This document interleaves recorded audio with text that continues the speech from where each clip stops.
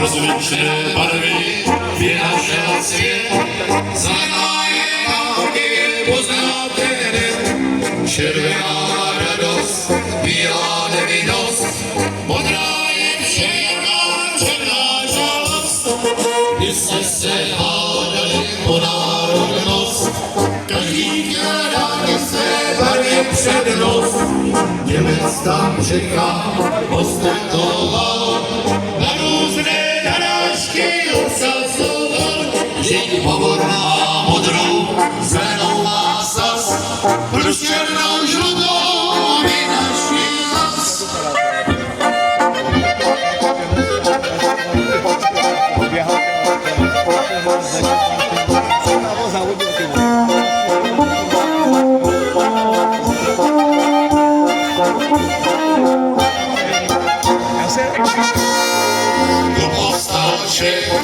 Nemohl to snést, poslouchal rukávy a zaděl pěst.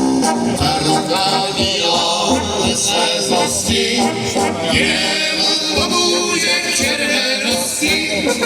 Řeknu je heslo pod svého síla, ta česká barva, červená bílá.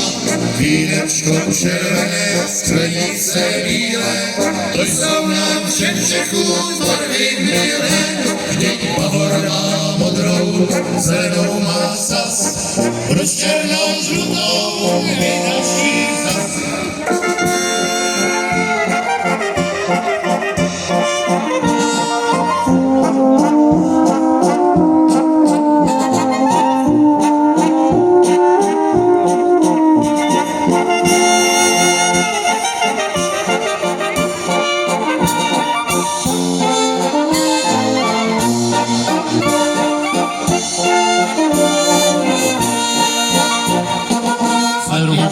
Cerušku v masopustě, celý je nejhezčí ze všech jistě. Na věcí na ní všechna je má, takže vypadá jak strachatý pán. Ceruška ale horlivá je, bílou a červenou navrhuje. Červená sukýnka, bílá bluzka, to je nejhezčí barva česká.